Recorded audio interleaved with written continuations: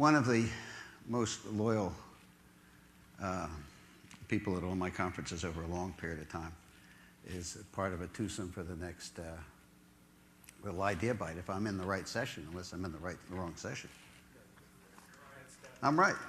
We'll find that ad then. Okay. So, Ted and Astro.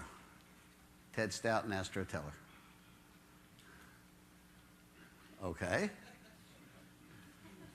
Is Astro coming on too? In a moment. Okay. I'm not going to tell you how much she weighs, except she weighs 2/3 of what I've lost in the last 20 months.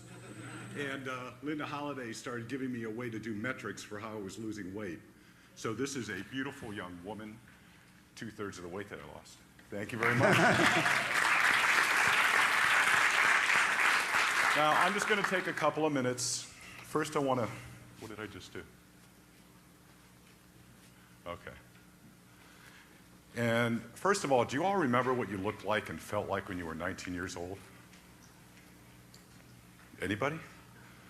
Okay, how many of you, well, mentally, yes. How many people in this room are over 40? Okay. So do you have the same bodies today as you did 20 years ago? That was me about 20 months ago. That's me in the middle there. That was somebody else on the right. And I started coming and approaching an issue that you guys were just talking about, which is habits. How do you change habits? All the little ones that sneak back in, all the things that I'd done to myself for 20 years, I'm almost 52 years old right now. Baby boomer, dealing with a lot of stuff that a lot of baby boomers do. I happen to like food. And although I exercised a lot when I was younger, these things still overtake you.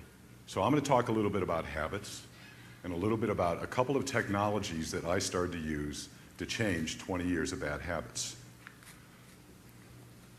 And I'm going to go through this very quickly and talk about some different methods I used of information feedback that helped me make decisions and change what I do. My 50th birthday was the 28th of December 2002.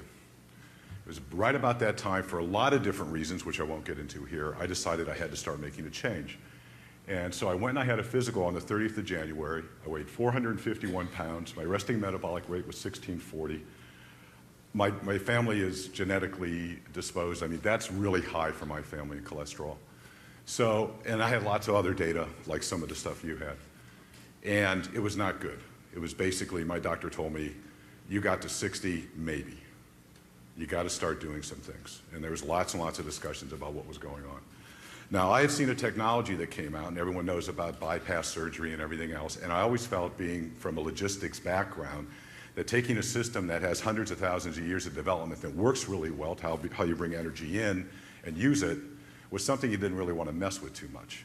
But then I decided to have a lap band put in, and I'll tell you what a lap band is. I went through a weight loss process, going into a full liquid diet so I could shrink my liver, get ready for the operation. This is a device that is removable and adjustable, and it basically fits around the top of your stomach, and it's basically a governor. That's all it is. Some of our mothers used to say, chew everything thoroughly and eat slowly. This thing makes you do that. Talk about changing, forcing the change of habits. And it works really well, to a point. If all I did was eat Haagen-Dazs ice cream, I could pull in 4,000 calories a day and defeat this thing. But I didn't do that. So over the first couple of months, actually 6 weeks, I stayed on a liquid diet, lost about another 41 pounds. I had an iPack, tracked everything I did on the iPack from a weight and a calorie standpoint, but had no feedback loops. I started going to a gym where I was doing approximately 60,000 pounds of strength training a week, which is not a lot. Anyone that goes to the gym knows when you do lower body work and things like that, it doesn't really, it adds up very quickly. That was about doing 2 hours of cardio. There's a gentleman here. Keith, can you stand up? Camel? Yeah, Cameron. Keith is the founder of a company that happens to be where I live in Stanford that actually made this software so that whenever I get on the machine, I punch in my code and it tracks everything I do. So I'm not like filling out a form and saying, oh, I'll just put 30 in there instead of 10. It actually tracks it, and it started giving me another type of feedback. quite quickly, over the next year, I only lost about 45 pounds. And two things happened. One, I stopped using my iPad because it really didn't tell me anything. It didn't give me any feedback about what I was actually doing or how I was burning anything. But I did start to use the FitLink software because it gave me feedback.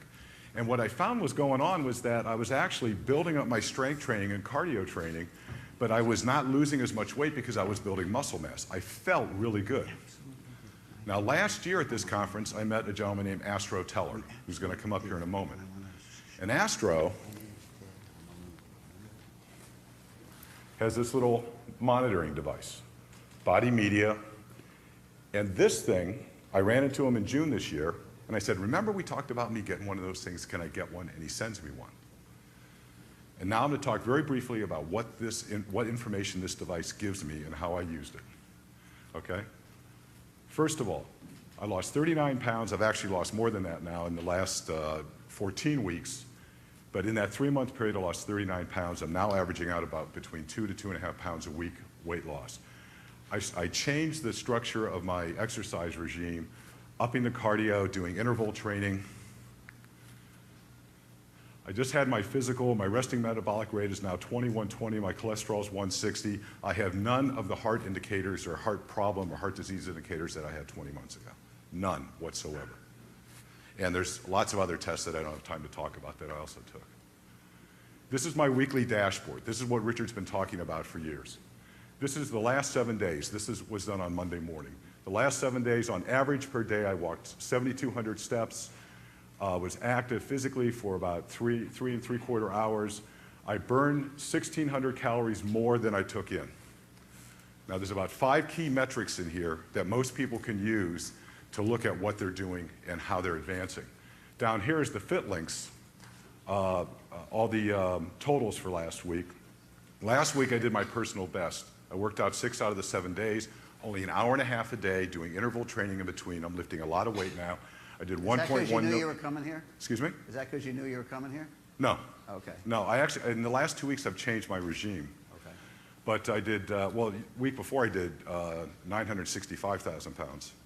Last week I did 1.1 million pounds of strength training, about 12 hours of cardio.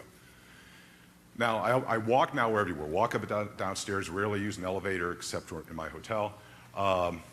You know, it's changed everything. There's this secret that I found that nobody ever told me about, that if you just do a couple of things, I know I did a little bit more than a couple of things, but if you just do a couple of things, it's like there's all this energy. There's all this stuff going on that you can do and make happen.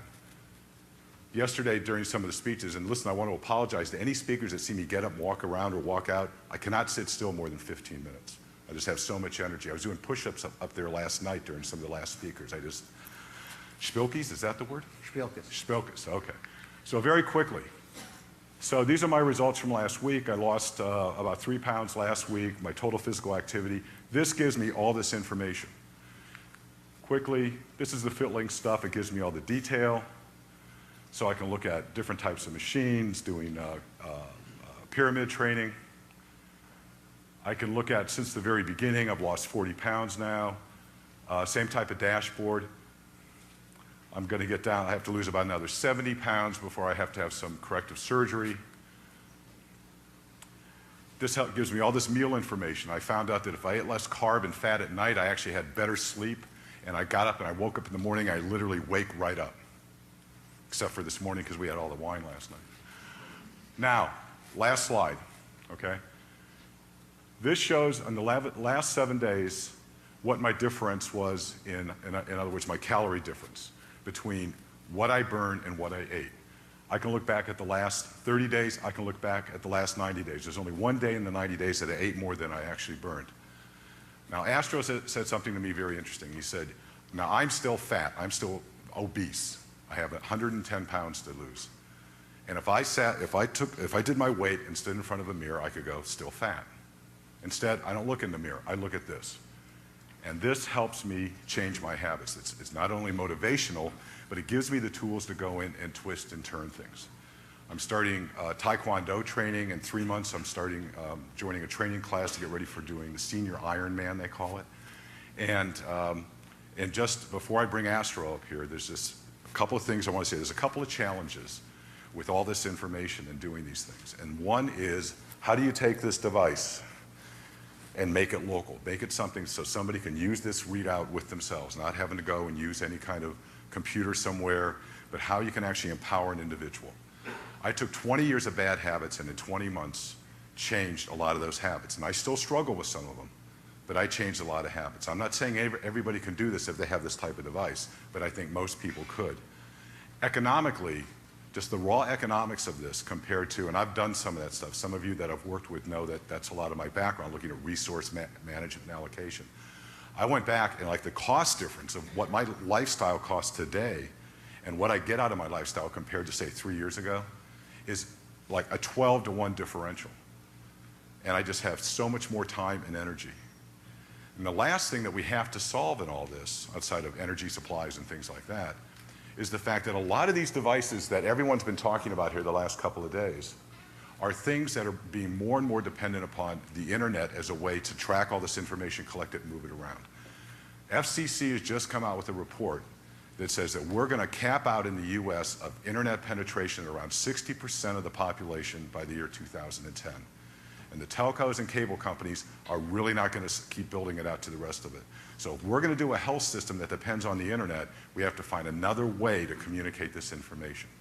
Now I want to bring a gentleman up here that because of this tool I've learned more about myself and been incented to learn even more about myself than anything that anyone's ever given me or made available to me at this conference or anywhere else. Ladies and gentlemen, Astro Teller.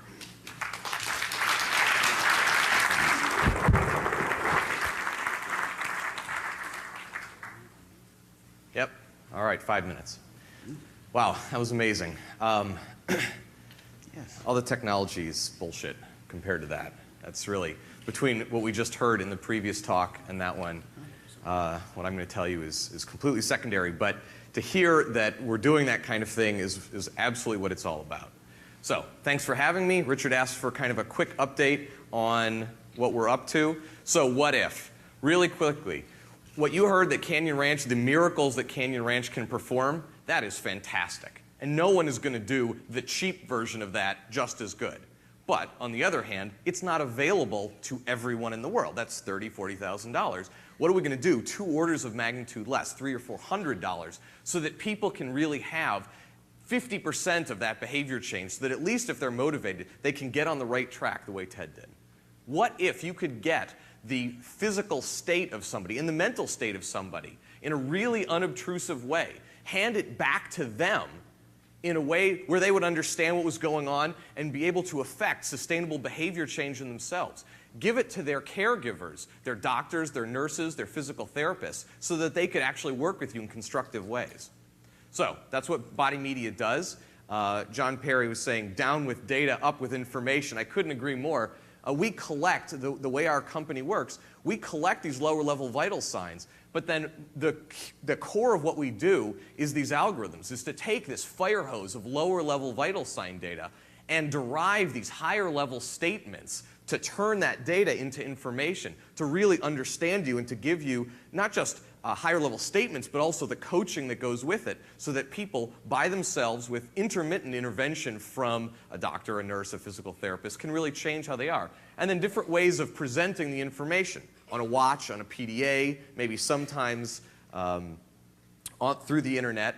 These are some of the sort of new vital signs that we give. It's sort of the core, again, of what our company does, is the deriving, not the looking at the lower level vital signs. That's a necessary evil. It's these higher level statements that we make, and that we make quite accurately. These are the ones that are commercially available today. But sort of what I promised you, Richard, was that I would come and make some more rash promises. This time last year, I was promising that somebody would have that kind of experience. Okay, here we are a year later, and somebody just sort of witnessed on one of these things. So now I'll make some more rash promises for next year so you can hold my feet to the fire again.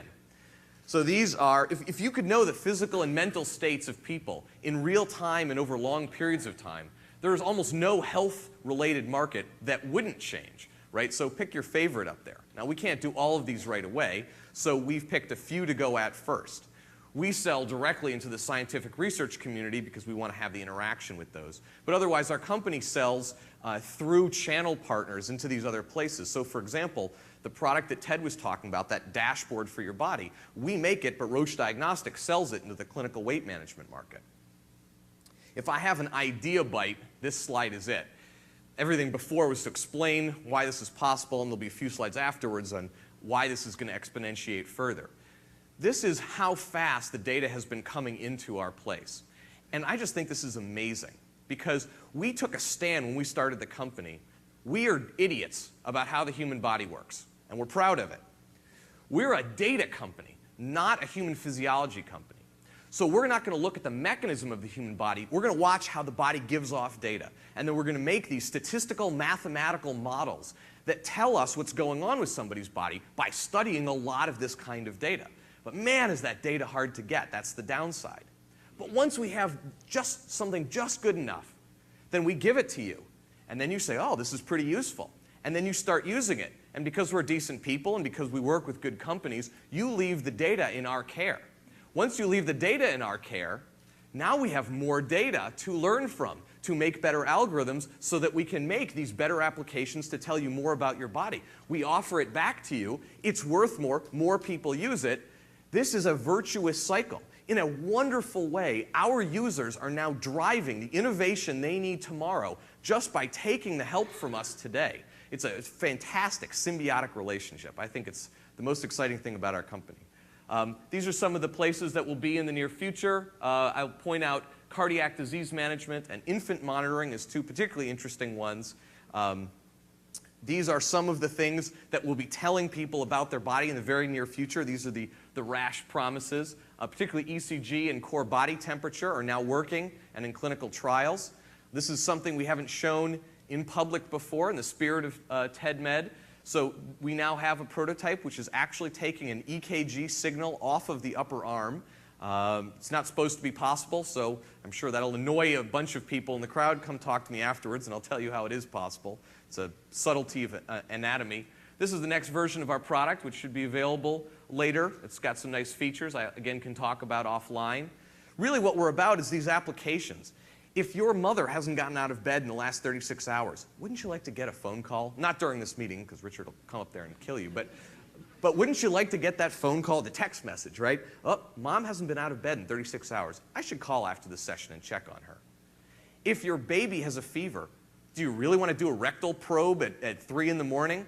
No, you want something the size of a nickel you can tape down on her so that you can look at the monitor all the time and know what her core body temp is. This will be on the market in about 12 months. Dashboards for the human body. We're now building those as well so that you can get this information. This is just another view of the dashboard of the human body. We make other products talk to our products, so it's sort of a hub as you pass through the world, like this glucometer here, and we'll be doing more of those partner products. And I'll end, so you asked me to sort of do a giveaway like I did last year. So this will be my giveaway. Last year I said, okay, the top 3 wacky proposals, the more far out the better, will get one of our systems, the software and the armband, so they can go research something. And Ted actually came up to me and made a compelling argument, but it wasn't wacky. It was serious. And I'm sorry now that I didn't give him one at the time. So here's what I'll do this time. For the 3 most compelling proposals, not because they're wacky, but because they might really help people, come tell me how you would use an armband and software, and by sort of 10:30 tomorrow, I'll decide who will get them. So that's my giveaway. Thanks for having me here, Richard. Thank you.